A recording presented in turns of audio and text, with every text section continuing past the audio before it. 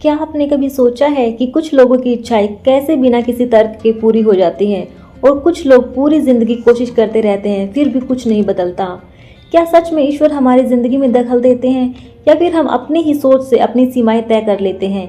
आज हम बात करेंगे उस भ्रम की जिसमें हम मान लेते हैं कि यह संभव नहीं है और उसी एक सोच से हम अपनी सारी संभावनाओं को खुद ही रोक देते हैं। यह कहानी ईश्वर की नहीं है, यह कहानी आपकी सोच, आपकी स्पष्टता और आपके भीतर मौजूद सृजन की शक्ति की है।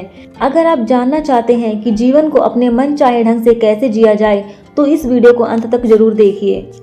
सबसे पहले आपको बिल्कुल स्पष्ट होना चाहिए कि आप वास्तव में चाहते क्या हैं।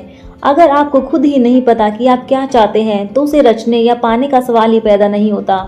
आपने ऐसे लोगों के बारे में सुना होगा कि उन्होंने किसी चीज की कामना की और सभी उम्मीदों से परे वह उनके लिए सच हो गई। अक्सर ऐसा उन लोगों के साथ होता है जिनके भीतर श्रद्धा होती है। मान लीजिए आप एक घर बनाना चाहते हैं। अगर आप यह सोचने लगे मुझे घर बनाना है, घर बनाने के लिए 50 लाख रुपए चाहिए और मेरी जेब में तो सिर्फ 50 रुपए हैं, नामुमकिन है, नामुमकिन है, नामुमकिन है। जिस क्षण आप कहते हैं नामुमकिन, उसी क्षण आप यह भी कह देते हैं कि मैं इसे नहीं चाहता। एक स्तर पर आप कोई इच्छा बना रहे होते हैं और दूसरे स्तर पर आप उसी इच्छा को नकार रहे होते हैं। इस आंतरिक टकराव में चीजें पूरी नहीं हो पाती। आपने फिर सुना होगा कि कुछ लोगों ने जो मांगा वह उम्मीदों से परे आगे जाकर पूरा हो गया। ऐसा ज्यादातर उन लोगों के साथ होता है जो श्रद्धा में जीते हैं। जिन लोगों को ईश्वर, मंदिर या किसी शक्ति में सरल विश्वास होता है वे ज्यादा गणनाएं नहीं करते। श्रद्धा उन्हीं के लिए काम करती है जो बहुत ज्यादा सोच विचार में नहीं उलझते। जो लोग बहुत ज्यादा सोचते हैं उनके लिए कभी काम नहीं करता।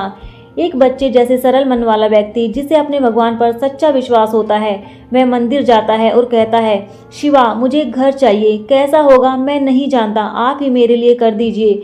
उसके मन में कोई नेगेटिव थॉट नहीं होते, होगा या नहीं होगा, संभव है या नहीं, ये सारे सवाल उसके मन से हट चुके होते हैं। उसकी बस एक सरल आस्था होती है कि शिव उसके लिए यह कर देंगे और जब मन में कोई विरोध नहीं होता तो वह सचमुच घटित हो जाता है। तो बताइए इससे क्या आकर शिव आपका घर बना देंगे? नहीं। मैं चाहती हूँ कि आप ये समझें, ईश्वर आपकी मदद के लिए अपनी छोटी उंगली भी नहीं उठाने वाले। जिसे आप ईश्वर कहते हैं वह सृष्टि का स्रोत है। एक सृष्टिकर्ता के रूप में उन्होंने अद्भुत कार्य किया है, इसमें कोई संदेह नहीं है। क्या आप इससे बेहतर सृष्टि की कल्पना कर सकते हैं? जो कुछ अभी है उससे बेहतर कुछ सोच पाना क्या किसी के लिए संभव है? एक सृष्टिकर्ता के रूप में उन्होंने अपना काम बखूबी कर दिया है। लेकिन अगर आप चाहते हैं कि जीवन आपके मनचाहे ढंग से चले तो आपको ये समझना होगा कि आपकी खुशी और आपके कल्याण का मूल कारण क्या है। अगर आप दुखी हैं तो उसका एकमात्र कारण यही है कि जीवन वैसा नहीं चल रहा जैसा आप चाहते हैं। बस यही सच्चाई है। जब जीवन आपके सोचने के अनुसार चलता है तो आप खुश होते हैं और जब वह आपके अनुसार नहीं चलता तो आप दुखी होते हैं। इतना सरल है। अब अगर जीवन को आपके अनुसार चलना है तो सबसे पहले ये देखना होगा कि आप कैसे सोचते हैं। आपकी सोच में कितनी एकाग्रता है, आपके विचारों में कितनी स्थिरता है और आपकी सोच कितनी गहरी और सशक्त है। यही तय करेगा कि आपका विचार वास्तविकता बनाएगा या वह केवल एक खोखला विचार बनकर रह जाएगा। इसके साथ ही यह भी जरूरी है कि आप अपने विचारों में नेगेटिविटी पैदा करके खुद ही बाधाएं खड़ी न करें।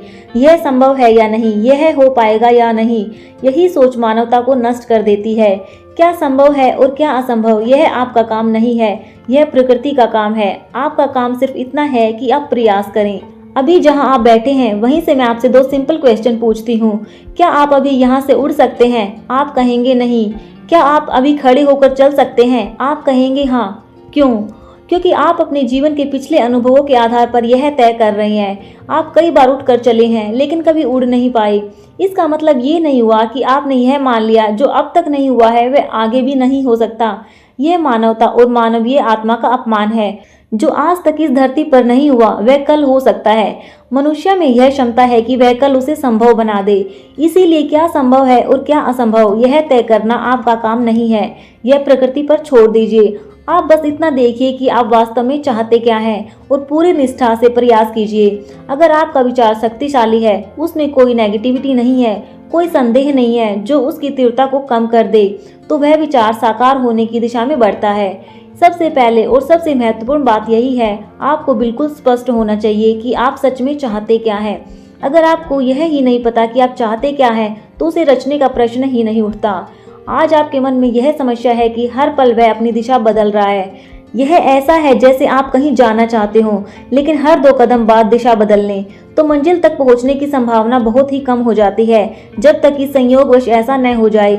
इसीलिए मन को व्यवस्थित करने का अर्थ यही है कि हम उसे बाध्य अवस्था में निकालकर सचेत अवस्था में ले जाएं।